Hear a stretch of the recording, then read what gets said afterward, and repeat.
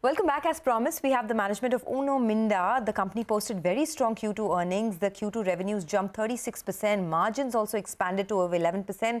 And the company has a growing presence in the electric vehicle space. They've signed 2 new joint ventures in this quarter gone by. Sunil Bora, the group CFO at Uno Minda, joins us now to talk about that. Mr. Bora, good morning and thanks for joining in. In the first half of the year, the revenue run rate was solid, almost a 50% growth compared to last time.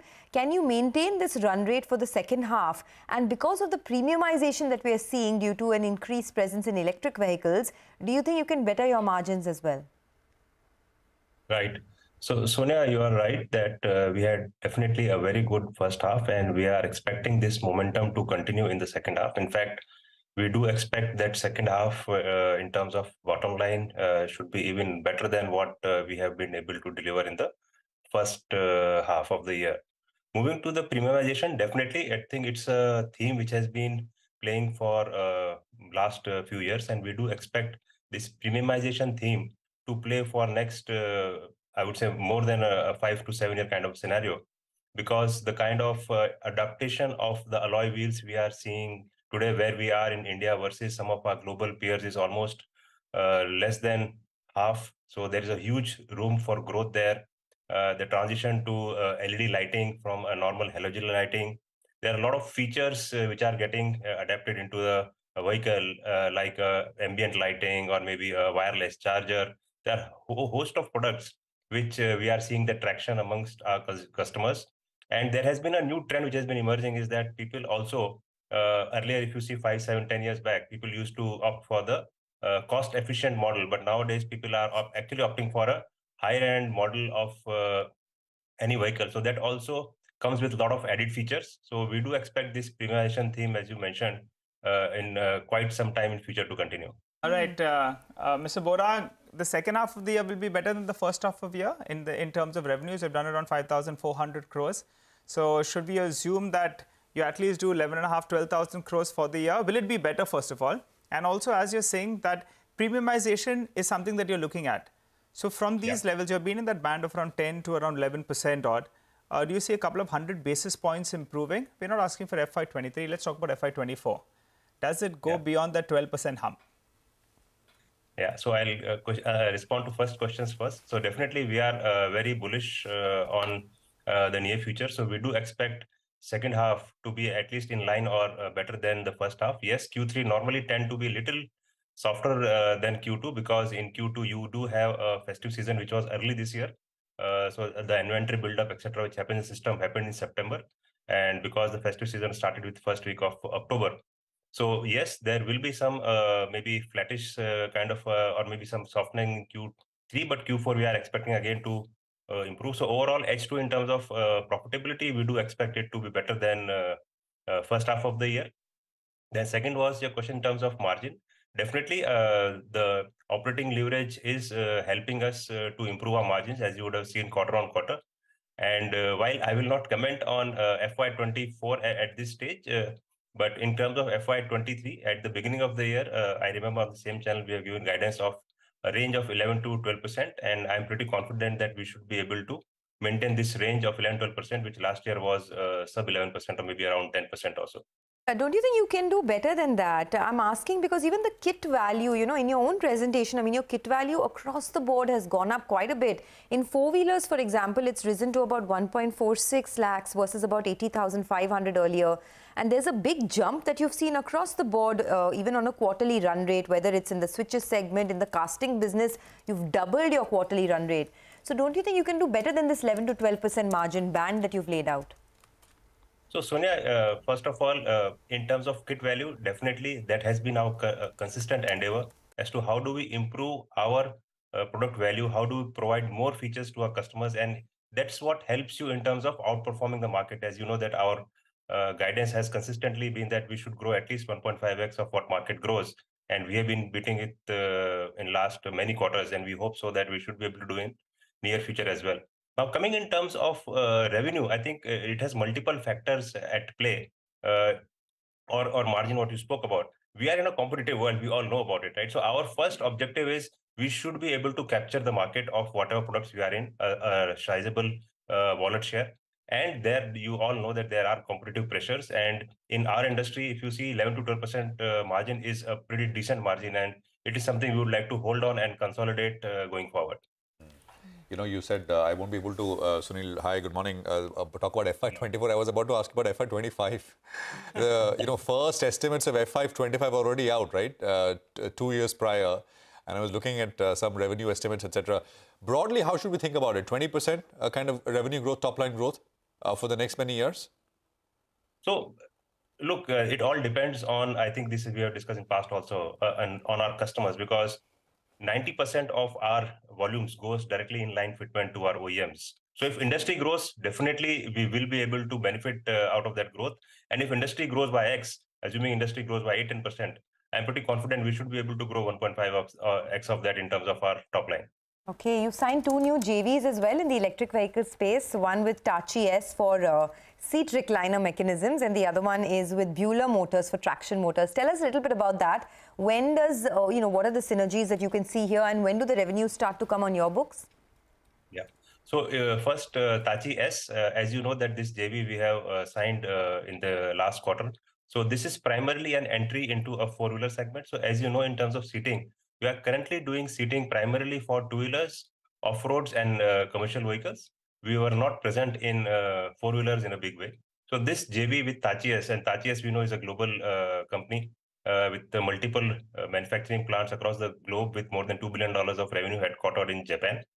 So we will be initially making only the seat recliner mechanisms to start with, and we are working with them that over the period, we should be able to give first full recliner and then gradually migrate onto the full seating system. In terms of first revenue, this will be at the end of the next fiscal, which is somewhere around February, March of 24. Next was the Bueller JV, and Bueller JV is primarily for the EV traction motors, as you know. So this JV we have just concluded last week, and we will be developing and making initially the motors for the two-wheeler and three-wheeler EV vehicles, and we do expect the revenue from this JV to start in the middle of next financial year. All right, Mr. Bora, EVs you mentioned a couple of times. How much will EVs contribute as a percentage of revenues for FY24? If you could give us a sense, how much in FY23? How do you see it scaling up? And there will be a margin difference between your core business as well as the EV, right? I'm guessing the EVs could be in the near term a little bit lower. So what's the margin difference? Yeah, so as of now, it is very difficult to say first in terms of what the revenues will be going forward, because market is still evolving. While, as you know, that we have made a kit value which is unmatched in the industry, but still the market is evolving. We all know that IC market has been there for a century and EV market has just started. So whatever products we have, we all know that there are customers who might be thinking to do some products in-house. There are customers of the same products who are outsourcing. So market is evolving. So at this stage, it is very difficult to say that if my kit value is say 40,000 or 50,000 rupees, whether I will be actually getting that kit value into a vehicle is still a thing which is getting evolved. We are very, very positive on it. You know that for all our existing businesses, there is no threat. So all our existings go into EV, and EV is something which is additional growth for us, which is a significant growth. So we are working with a lot of our customers, and for all the products we have 1 or 2 anchor customers. So in terms of penetration, definitely we have to wait and watch as to how market evolves. And in terms of revenue, we do expect as part of two-wheeler segment and three-wheeler segment, which is half of our revenue, we do expect this number to grow to double digits in next double-digit percentages in next couple of years. Because recently the numbers have been growing, but it's a very low base. EV volume as percentage of two-wheeler is just like 2-3%. I think it's a long journey, but we do expect that this long journey will be sort of covered in a very short time. So we do expect in next 3 to 5 years, these numbers to be very, very significant. But yes, I think we have to wait and watch what market throws on us. Okay, by the way, just hold on, Sunil. We need to mention some stocks. There is a slam dunk that's taken place in Paytm this morning, almost 7% lower now on Paytm. Huge volumes over there. And let's not forget, it's already a 60% knockdown that we've seen on Paytm this year. Nykaa is also down about 2.5%. A couple of others. Five Star Finance is far from five-star performance today. It's down about 2% this morning. And something like a delivery, etc. is also under pressure. So just keep an eye out on what's happening in the market. Just one word before we let you go, Sunil, on the debt situation, because, on an absolute basis, quarter on quarter, the debt has gone up almost 25%, sitting at 700 crores. Although the debt equity is still manageable, But the core debt, do you see it rise further? So, Sonia, I think it's more of a timing issue. So, in the last 6 months, if you see, our debt has increased roughly by 150 crores net debt, which is not a very big thing because you know that we have done some equity investment. So, we have done an equity investment of around 130 crore in Freevo AG, which was a more strategic investment. We have done roughly around 30 odd crore of investment in our JV Tokai Rika Minda. And if you just simply add these two, this is more than 150 crore. So what in essence you see is that the whatever additional working capital requirement we had because of the 36% growth we have seen in this half year, and also all the capexes which we are doing, as you know that we are currently having 9 to 10 projects which are under execution. So all of that capex we have been able to fund from the internal cash generation, and despite that our net debt to equity is just like I think 0.2 or something. So I think we are in a very solid situation. And based on our current projections, we are fairly comfortable that we should be able to fund all our growth plans through primarily internal accruals. Yes, there might be short-term mismatches, but I think as you rightly mentioned, we are in a very strong position in terms of our balance sheet. All right, we'll leave it there. Sunil, thanks very much. Good speaking with you and good luck. Speak with you soon again. Well, the market is, up 34 on the Nifty. Broader markets are seeing some pressure, but I have to say that advance decline sort of converged 1:1 advances to declines ratio, but the gap has opened up again with advances outnumbering declines. So yes, there is damage in broader markets, but on an overall basis, there are more stocks which are higher than they are lower. PSU banks is still a very strong part of the market, and that's something to note. Varun Beverages has seen a pretty sharp move. It's up 4% now. DMart, some of the stuff which is moving up. DMart was not there in the morning, but big volumes. It's up 3%. Hoodco is a smaller name, but 5% higher. APL Apollo is up 3.5%. So lots of stuff doing well. Skipper Limited, that's 4%. It saw a very large move yesterday, Skipper, and that continues this morning. DCB Bank is up about 3.5% as well. Ease My Trip is the top gainer, led by volumes. It's up 11%, of course. We had the management with us earlier pre-market. On to our special segment, Charting Trends. Mitesh Thakkar is now joining us to help set up slightly medium to longer term setups for the market. We'll get stock specific as well with Mitesh. But Mitesh, to start with, the Nifty and the Bank Nifty, the benchmark broader indices, with a slightly medium term kind of view, how are things looking? Good morning, Prashant. I think, we were quite optimistic a few days back that the Nifty eventually will clear this range of 18,300 to about 18,500 till I think, on one of these days, we got a signal of reversal on the intraday charts. Now, we are mainly looking at the longer term picture. If you look at the movement since October of 2021, which is nearly about a year and a month back, we've had about 4 or 5 attempts between this range of about 18,300 to 18,550. I think traders will also remember that level. Now it becomes a very clearly established resistance. So I think for the next bull move to happen, the Nifty should capture this 18,350, 550 zones decisively. Once that happens, 20,000 becomes the next minimum logical target, and then we can even look at higher levels. But if that fails to happen, then I think we might be in this choppy range, be in this volatile range. This being established as the upper end of the range. 17,800 is the immediate support area on the medium to longer term charts. As long as that is holding, there's always a chance of a breakout. But if that breaks, then I think it's back to 17,000 to about 18,500, that 1,500 point kind of a range. So this 18,000... Sorry, I just want to follow up here. On this 18,300 level, you said that once that's taken out, then we'll move higher. If that is taken out, then where do you see the leaders emerge from in terms of individual stocks? Okay, just hold on for a second, just 1 second, Mitesh. That's the new listing, a fabulous one, Keynes Tech, or however you pronounce it, 32% higher now. That's the premium at which it has listed. The issue price was 587, was expected to be a good listing this time around. So that's a very strong listing there. We'll get to that in a bit, more on that stock. But Mitesh, my question to you was, if we do manage to get above this 18,300 hurdle, which are the leaders of the rally? See, I think that might invite a few new leaders, apart from the fact that the banking space remains very strong, and stocks like Axis, ICICI are leading from the front in the private sector space, while SBI, Canara Bank, etc. are doing well in the PSU bank space, and the entire PSU bank space does look extremely attractive on the medium to longer term charts, despite the fact that they've rallied by about nearly 30-35% in the last 5 to 6 weeks. I think there's still clearly signals of more upsides being left, so the clients would be buying opportunities. But that apart, I think what could come back into rotation would be stocks like Reliance. I think Reliance has seen a major consolidation happening for now about a year and a half. And overall, I think, once it starts getting above these levels of 2720, then I think Reliance would look at possibly retesting, not only retesting, but clearing the earlier highs of 2800 and heading towards 3200 plus levels. Telecom, I think the other stock which is competition to Reliance is Bharti, looks extremely strong. The auto names could come back into picture, predominantly the two-wheeler ones, which is your TVS Motors, etc. TVS and Escorts, etc. And I think they will make new highs.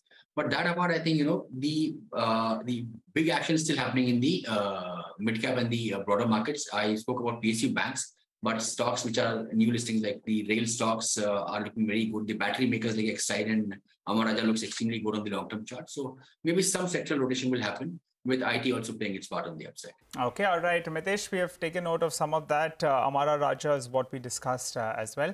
Mitesh, but what's not looking too good on the charts? What could see a bit of a downtrend?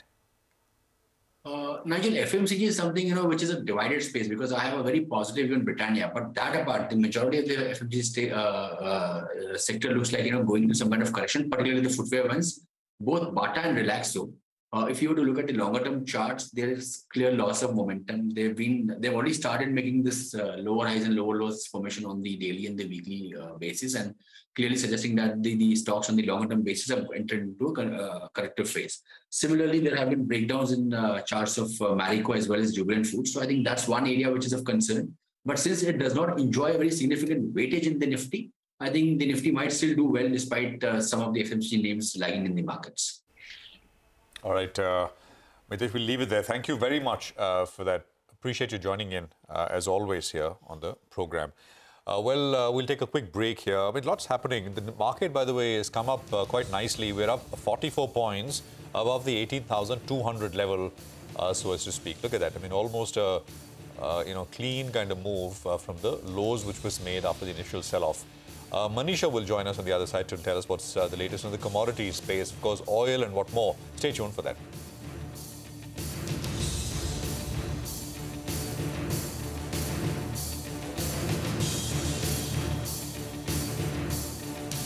Welcome back. The stock of the moment undoubtedly is Paytm. It's a 10% knockdown now on Paytm. And just to put into perspective, it is a new 52-week low that Paytm has hit. The stock is now down 75% from its issue price.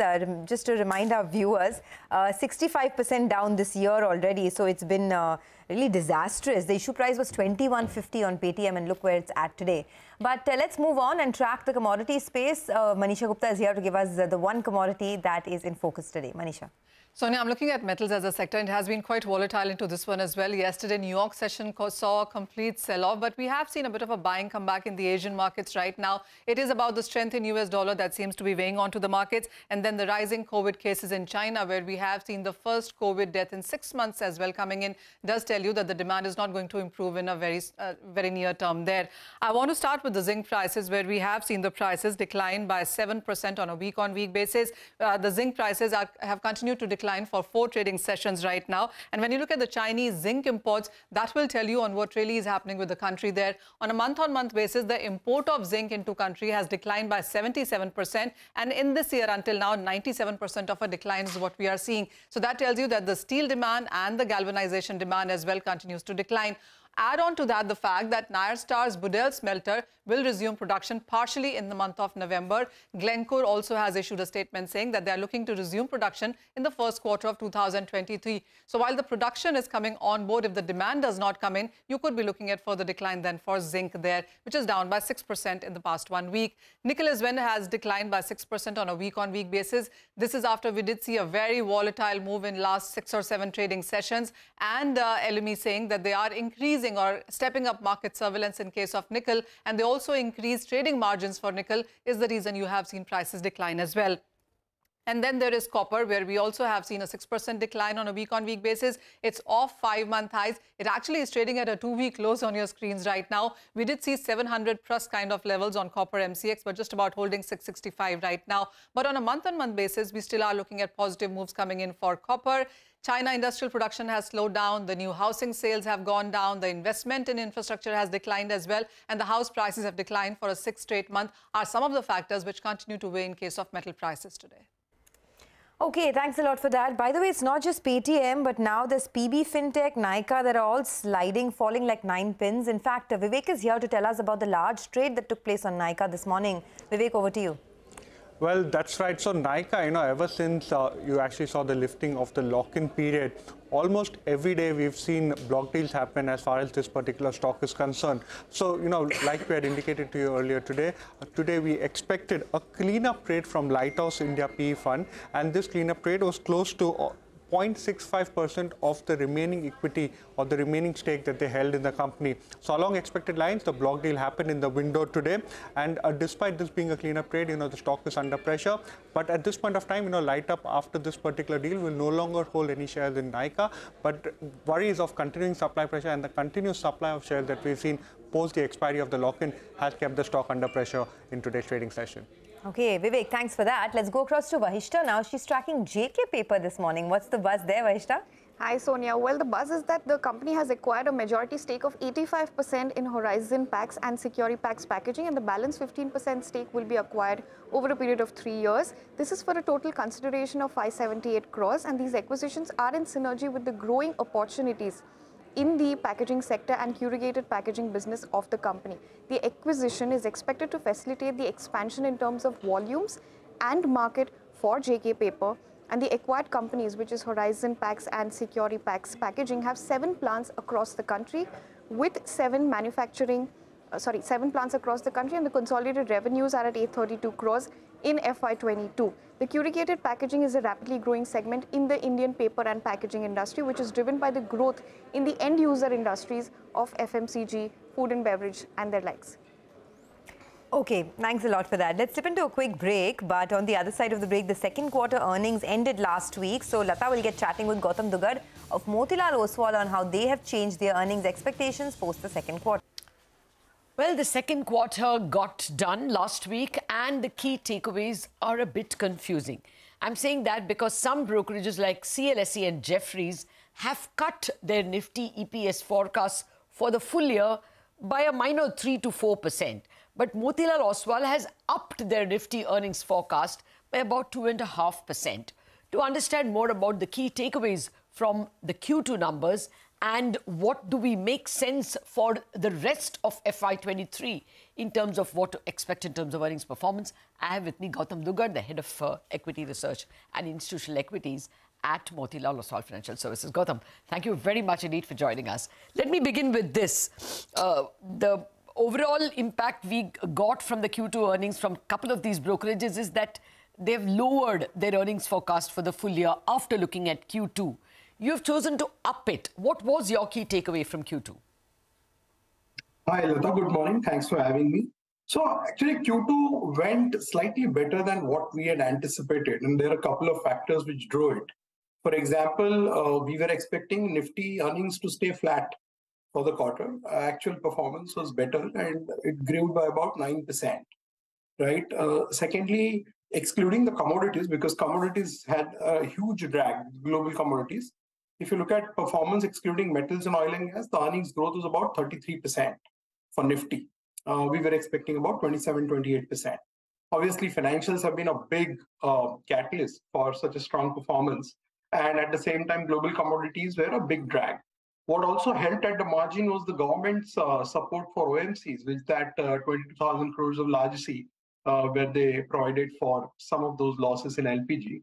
So that essentially meant that oil and gas universe, where we were expecting profits to decline by 90%, has actually seen a 30% decline.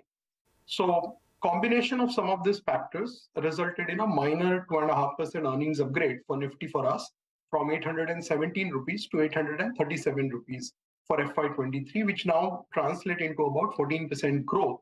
And which are the companies which drove that big upgrade of 2.5%?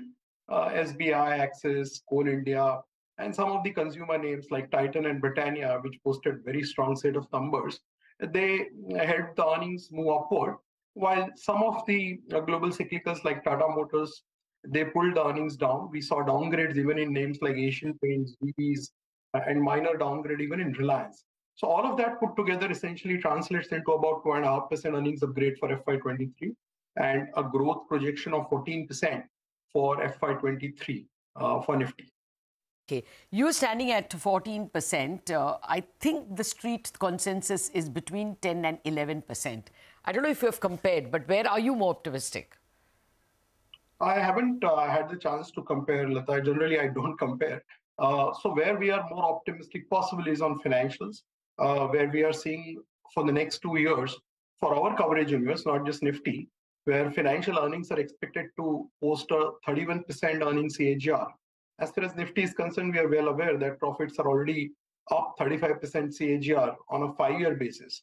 We have seen upgrade in financials for this quarter by about 2 to 3%. So now we are expecting financials alone as a pack in Nifty to do a profit of roughly 2.05 trillion rupees, which last year FY22 was 1.5 trillion. So around 30% growth in FY23 for Nifty financials itself. And by the way, this is no longer coming on a low base now, because the last 4 years already, we have seen profits move from 60,000 crores in FY19 to 1.5 lakh crores in FY22, which we are expecting it to cross 2.05 this year and then 2.4 trillion in FY24. Okay. And then in terms of other sectors, if I look at Nifty alone for FY23, financials account for 63% of incremental profits. If I add up auto and IT, it basically accounts for 90% of my total incremental profits in FY23 over FY22. The rest of the sectors are not doing much. Okay. Do you still have buys on banks? Your overall stance is that the market is fairly well priced. I will come to that in just a minute. But only with respect to financials and autos, I think you have an overweight even on that. Do you still think that there is headroom for the prices to rise? Absolutely, Lata, we do think so, and which is why we have a big overweight on financials now for third year running. And numbers speak for themselves, right? We have seen top-notch performances from both set of banks, public sector as well as private sector. Whether it is credit growth, whether it is margins, asset quality, some of the PSU banks have crossed ROA of 1% and ROEs of 15-16%. I don't recall when was the last time we saw that. And I think this is just the beginning of a new cycle where we have seen good performance for the last 3-4 quarters. I would think this performance to continue for at least another year or two before we start getting worried about the excesses of the new cycle. Secondly, if you look at the underwriting quality also, and if you look at parameters like risk-weighted assets and so much other granular details, we'll find that quality of lending in this cycle is slightly better than what we've been used to. So, and of course, all of this, when you look at valuations for the pack, valuations are not cheap anymore, but at the same time, they're not exorbitantly expensive either. And in a market which is struggling on so many fronts, global geopolitics, central bankers, this is one segment which is still offering you the comfort of earnings visibility. So it's quite natural to stay overweight there. Okay. Now, I take your point. We had even a former RBI deputy governor who supervises these banks saying that, institutions like the CRILIC, institutions like even CIBIL, which collect data, all are much more capable now than they were before. And hence, all of them are getting perhaps their game right in the days to come. Yeah, so you would go for a higher price to book for the public sector banks as well. Until now, we used to give a 3 and a 4 price to book only for the top grade private banks. The public sector banks usually traded at even lower than 1 price to book. Do you think the bigger rally to catch up is in that segment, the mid-caps public sector banks? No, Lata. So it's easy to get carried away when the cycle is in your favor. If you look at the history of PSU banks on valuations, generally in good cycle when the performance is good, you see price to book crossing 1, and someone like SBI may trade at 1.5 to 1.8 times, depending on where you are in that cycle.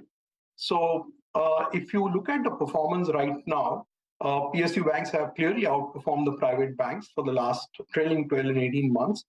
We have single largest overweight on PSU banks in our model portfolio versus the index benchmark of 2.5%. Our model portfolio weight for PSU bank has been 7% for last 12 months now, within which SBI is 4.5%, and Bank of Baroda, which we had added in April, is at about 2.5%.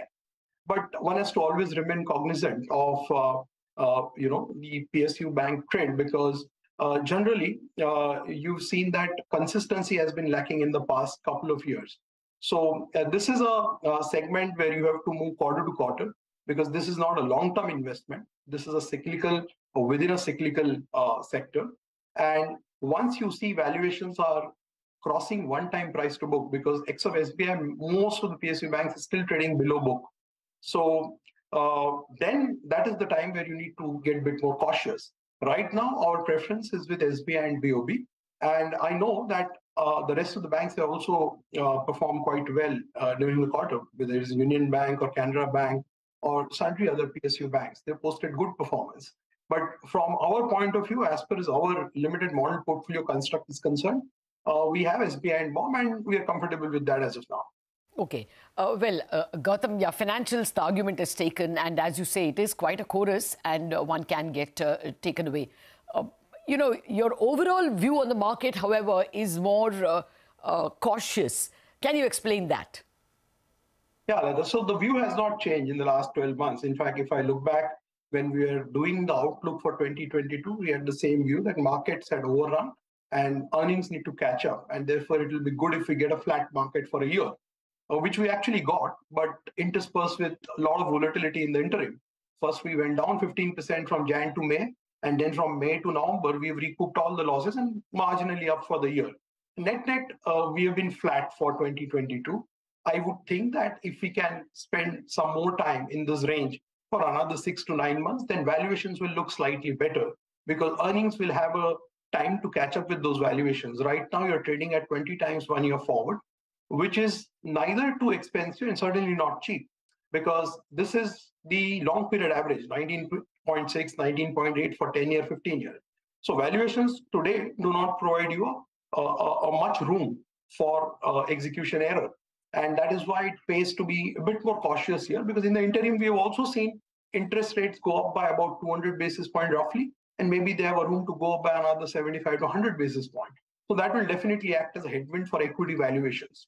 And when you look at individual sector, because index tends to hide a lot of things when you compare valuations, individual sector by sector, when you compare, there are a lot of risks which are emerging. So it pays to be cautious, and will be good if we do not fall much, because that is what has been the story for the last 12, 15 months. While the rest of the world has fallen 20, 25%, we've been flattish and outperformed.